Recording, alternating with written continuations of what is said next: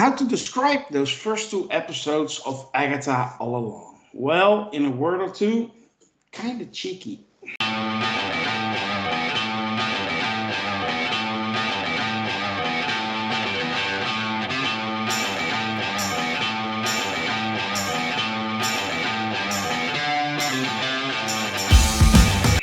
This is the review of Champions, and I'm your host, Grandmaster. With me is a powerful panel made up of the finest champions Sakar has to offer, and it's a lot of them actually this time. Let me introduce them to you. Voice only, we have Lokismom. How are you? Cheeky as always. Ooh. Uh, this review took a turn. Lord Deathman, how are you? Doing good. Bottoms up. Okay, it's this kind of show.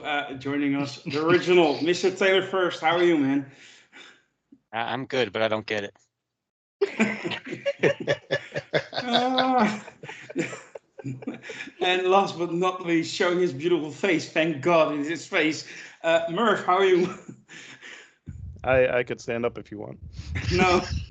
I'm good. Turn around. Oh my God. I have a feeling this show is going to be. No, I can't say that. Today, we're going to talk about the first two episodes of Agatha All Along, if you didn't know already. That's the latest Marvel Disney Plus show. But before we do, I want to ask you all to help us out. Like and share this video and subscribe to our channel. And if you really can't get enough of us, you can join our ranks making butt jokes and stuff like that. Go to Sakar at Sakar.freeform so that set up an account, and you can also make those jokes on the show if you want to. Consider this your final warning. After this point, the spoilers are incoming. So if you haven't seen this week's episodes, go do that first and then check out our review. But check out our review.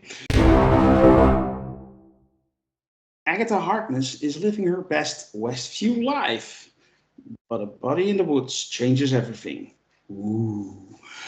And I'm going to start with Mr. Taylor first, the original man. Can I have your quick thoughts on the first two episodes of Agatha All Along? I really like these first two episodes. I think we're off to a really good start. I love the whole feel of the show. They've obviously put a lot into it. I like the tone.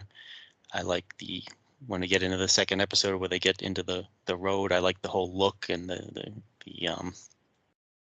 aesthetic of it, and we'll talk more about that.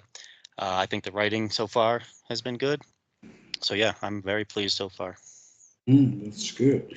Lord Deathman, I know I said it, and I think you said it too. Why do we get an Agatha all along? Agatha show? We don't need this. You hear that a lot online, and well, why did we get it? I think we got it because it's good. At least that's my opinion. What do you think? Yeah, I'm going to have to take the L on this one. I was really vocal about the idea that it seemed like Disney was compromising their focus and their discipline when it comes to telling stories that really are connected to the MCU. They compromised that by saying, oh, we have a breakout character here. Let's take a diversion to just make a show about her. But that's not what this is at all. I was very pleasantly surprised with the first two issues of this. Issues. Look at me as a comic book reader.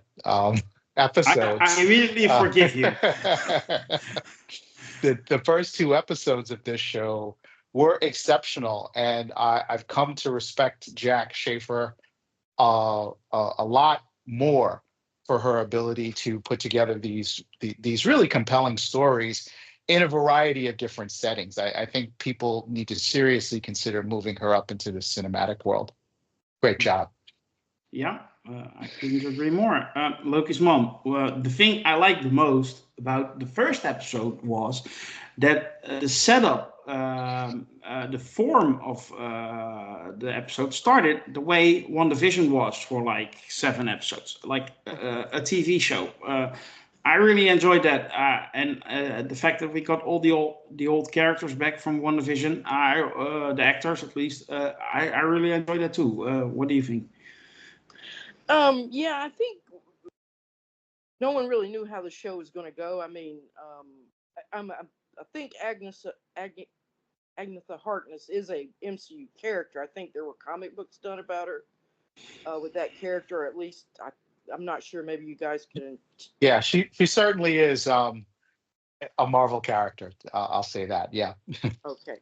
So I mean, it's not like she came out of left field, or anything. So to focus on her character, I think was perfectly fine. I had no problem with the show, but we didn't know really which way it was going to go, and I think right off the bat, it really gave us the direction, what this is about. Who is Wanda dead or not? Are they going to find her at the end of the road or whatever? I think that's what they're kind of building towards, at least anticipation of. So yeah, I thought it was the first two episodes were just really well done and smooth, and just let us know exactly where we're going with this story. Merv, your quick thoughts? Yeah, I'll also eat that L alongside some of you guys. This isn't a show I had wanted, asked for. It was probably on my top 3 least anticipated MCU shows whenever we talked about it a while back. And now all I want is next week's episode. So it managed to hook me right away. And to be fair, I'd even be here for just an Agnes of Westview over dramatized crime drama starring Sheriff Agnes Harkness or whatever. I was captivated right away by the facade, which was like the crime show, including down to the country rock theme song, which happened to be the same song from the ritual that they used to open the door to the road later on. So I thought that was an interesting little tidbit. Mm-hmm.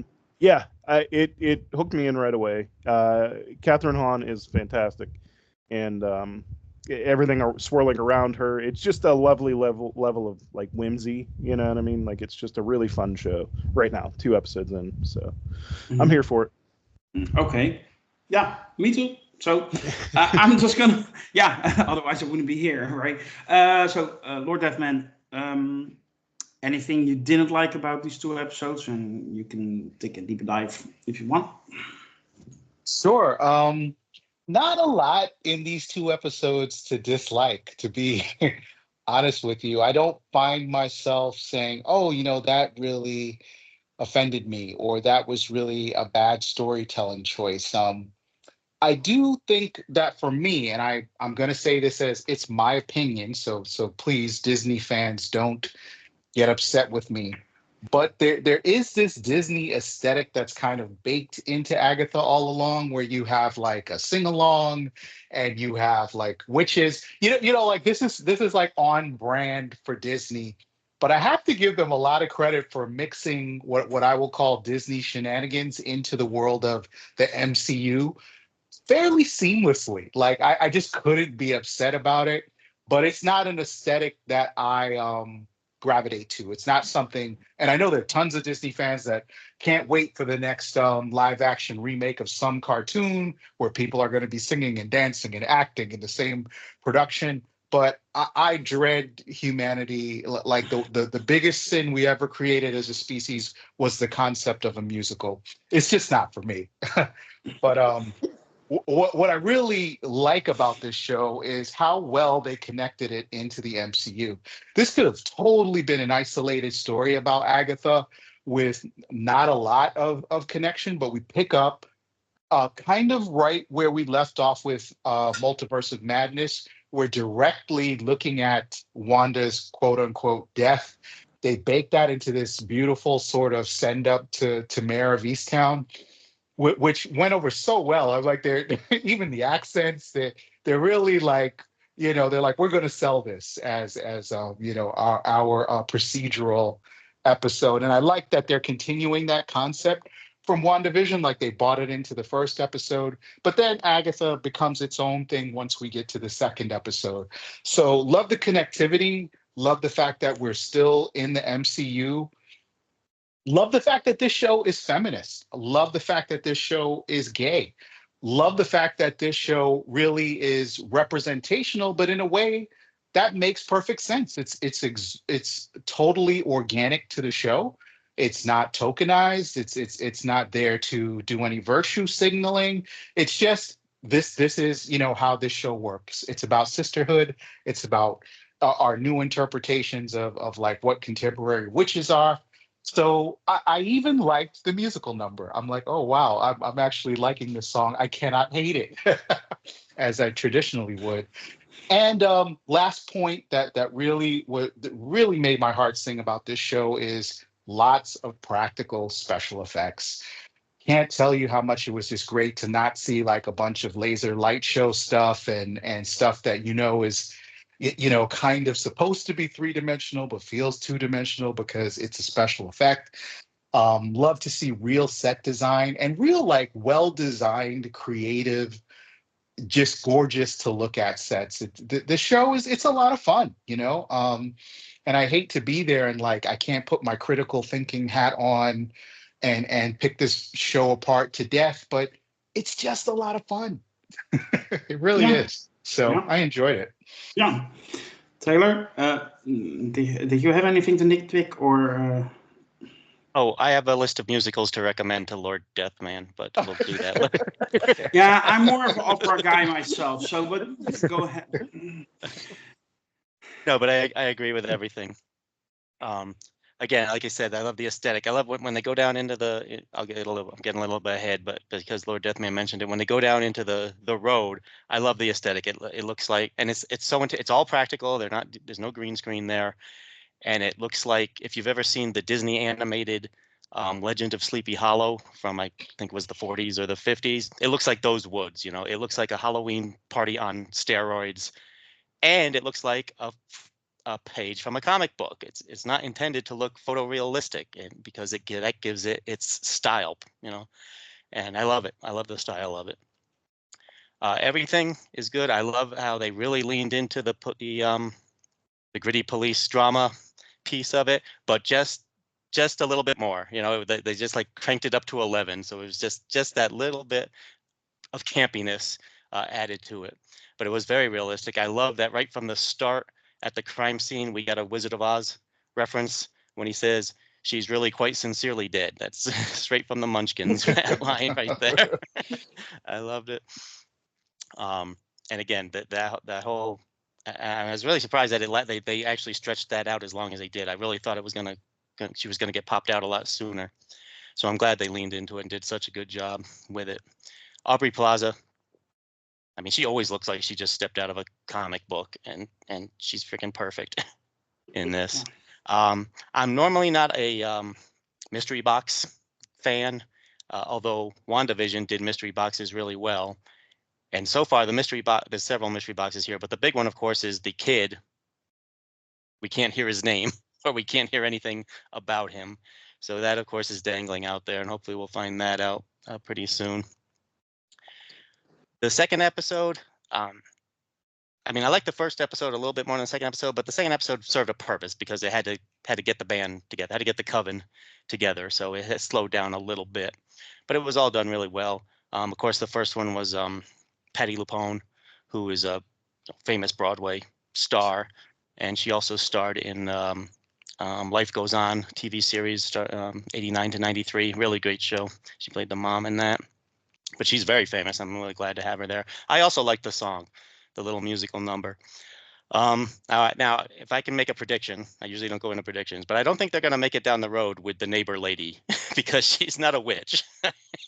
They're going to have to bring in Aubrey Plaza. I don't know. No, you're wrong there. I'm Team Lokismom this time. I'm sorry, Mr. Taylor, but I think Lokismom is spot on now. I still think they're going to need Aubrey Plaza at some point to make it all the way down. I mean, she'll stick around. She got into that song, boy, when she heard the words. She finally got into. I love that she had no idea what was going on, but eventually she's rocking out. Yeah, I just loved it. Catherine Hahn was fantastic in it. I love that the reveal that she's just kind of been wandering around her yard talking Right. the whole time. Her car was a chair with a piece of wood and a dice hanging from the ceiling in her living room, and everyone's just been playing along with her whenever she comes up to him and says, "You're the librarian." You know, love that. And the crime scenes photos were like her front lawn. Yeah, and again, it was all just really well done. And like Lord Deathman said, what can I say? It's just a lot of fun. Mhm. Yeah. Merv, do you have any criticisms of those first 2 episodes? I don't. And Okay. I thought I would. um, even I'd even go out on a limb and saying that I know everyone's going to compare the Witch's Chant musical number to the one in the Acolyte. I enjoyed Agatha's Witch's Chant about a million times more than the one from the Acolyte. So it's not even in the same ballpark. But I know everyone's going to compare those two things as if they're identical. Not here necessarily, but out there in the media. Yeah. And I loved it so much. Again, uh, Agatha as a character is just really, really charismatic and fun to follow. Aubrey Plaza, again, I'm Team Aubrey Plaza as well. Pretty much anything she's in, she steals a scene for me. And I really liked in the second episode in particular. I already mentioned how much I enjoyed the police drama of the first, 40 minutes or 30 minutes or whatever it was.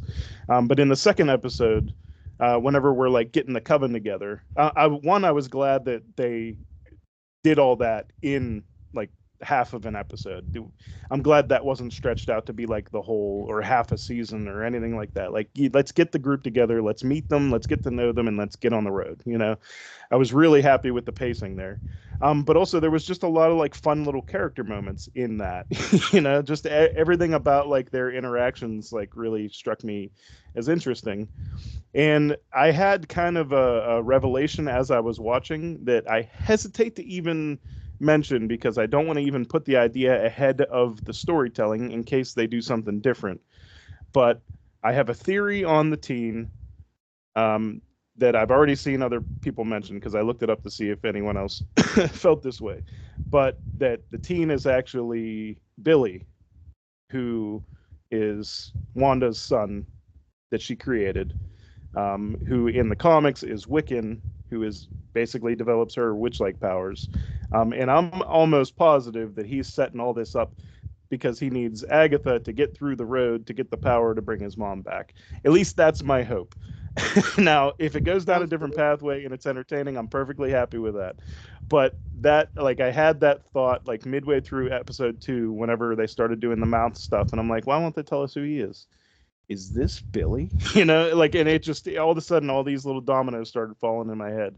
And if it doesn't do that, that's perfectly fine as long as it maintains this level of entertainment. But I had to spit that out because I was sitting on that boiling pot like since yesterday when I watched the episode. I was like, I got to tell somebody about this. But yeah, so that's where I'm at with it. I've loved these first 2 episodes. I think it's so much fun to watch, and I didn't expect that. So I'm very pleasantly surprised with how much I'm enjoying this show. Yeah, it's almost like Marvel is back, people. Um, yeah, Loki's mom. I totally support your premise that Mrs. Hart will make it to the end. Absolutely. So, but yeah, I do love me some Aubrey Plaza, and I really felt some chemistry between the Aubrey Plaza character and the Catherine Hahn character. Am I mistaken? No. No. Okay. Well, that's quickly. Did you have any dislikes for this week's episodes? Well, not yet. I mean, I can't. I mean, like say it just fired on all cylinders. Yeah, I agree. I think Aubrey Plaza is just going to be the well, she's the villain, I guess, and she's among a lot of other villains. And but so she's going to be like that character, and definitely, I think she and Agatha has had a past. Probably maybe way back on in the 17th century when during those Salem days or whatnot, maybe back during that time. So we'll find out. Yeah, I've always just enjoyed. It talked about another scene stealer, and that's Catherine Hahn. I remember when she probably one of the first movies she ever did was Anchorman, which was way on back. I mean, she had to be like a 15 years old or something when they did that, but she had the great line in the movie where, and I've always loved it, where the where the anchor guys are catcalling her or whatever, and she turns around and she says, "Men, grow up." And I always just love that. And I feel like that. Oh, I don't see a lot of smiles. I'm all smiles. I agree. Well, just anyway, putting that line out there. But that aside, I think it's very much it's going to be a woman's show. It's going to be the women are taking charge here, and the witches. And yeah, I do think Mrs. Hart's going to last. I think she's probably going to be the most powerful witch among them, because she's so meek and mild and nothing right now. So I think that's going to be the big twist for her. Yeah, I like Merv's theory about Teen or Toto or whatever his name is. That he's going to be, he very well could be her child, or definitely somebody that's orchestrating a lot of this stuff. So, because he's, I think, the one who actually broke her spell, because she was left.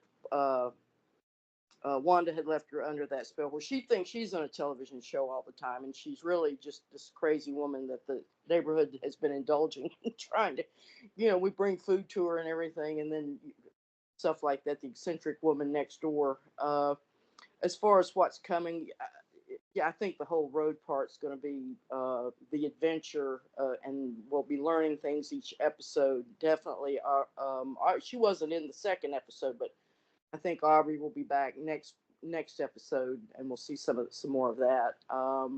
I can't think of any negatives. I mean, I'm with you guys as far as musicals goes. I'm not a huge music, and I don't like the Disney stuff at all. I think though that the song fits in because these are witches, and so they have to call up their spells and whatnot. So they have to go through these rituals. So I think that's part of the ambiance of the story. So I'm not going to object to the music, and it was a pretty good tune. Yeah, I liked it too. Yeah, I can't think of anything really that's disappointing me yet. So, but we'll see what's coming down the road. Any particular standouts besides the one you already talked about? Yeah, I liked how the second episode was about assembling her team. She had to find all these, at least witchy enough that she could get this thing to happen. And of course, they're all kind of failed. One's going bankrupt. One she's not making. She's being evicted. Had the Patty, Patty LuPone character, and then so let's see, what was the other one? The songwriter. Actually that was her mother's song that she had written. So she's the singing witch, or the one who can do the whatever the songs that they're going to do down the next couple of episodes. Yeah, so yeah, very intriguing. Yeah, I just hope they keep the level up to because we've had this happen before. Have two great episodes, and then the third episode goes off the cliff. But Yeah. I really don't anticipate that here. I think it's going to be consistent all the way through. Yeah, let's hope so. By the way, I'm happy in your deep dive you stayed away from Candle Lady. You made a remark at the board which we cannot put on YouTube. I'm sorry, what was that? I had to. Gwyneth Paltrow's candles. Anyway. Lord, yes. Well, you want me to talk about that? No. No. No. Well, I don't thought do of that. Gwyneth Paltrow when I saw that thing. Let's leave it at that. Yeah, let's leave it there. Taylor, you had a follow-up. Yeah, I'm not making any theory predictions here, but I just want to point out there was that one scene while she was still in the police drama where she goes into a room in her house and it's a child's room, and it appears that the child is not there. He's dead or gone or something like that. So I don't know if that was just leaning into the police procedural, or is it possible that Teen is Agatha's child? That could also be. Yeah. Okay. Good thing. Yeah, Taylor makes you think. He comes back with a vengeance. Anyway, I think it's time to move on to a rating for these two episodes.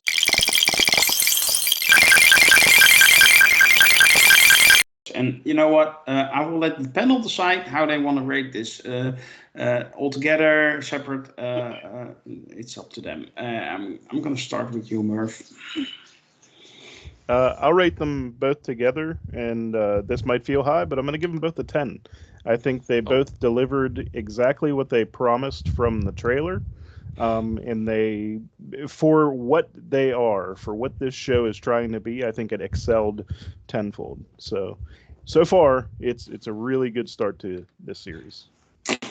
So in a year, you went from I don't need this, I don't want this, to giving it 10 out of 10. Okay. This is proof that I don't even know what I want anymore. So Okay.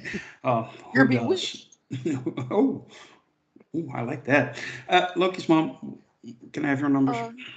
Yes, I'm going to give both episodes a solid 8. Yeah, I think it's just real well done and no demerits. Okay. I hope it keeps going that way. Yeah, I'm on board. Lord Duffman? Yeah, I'm going to give these both episodes together a 9 out of 10 candles. Okay. And I think that this is communist lesbian witches done right. Communist? Yeah. They don't seem to be They're communists, out with the but enterprise they're definitely some lesbian witches. Yeah, Loki's mom, you were not on they- our Acolyte reviews, but that was a thing. Taylor, can I get your numbers?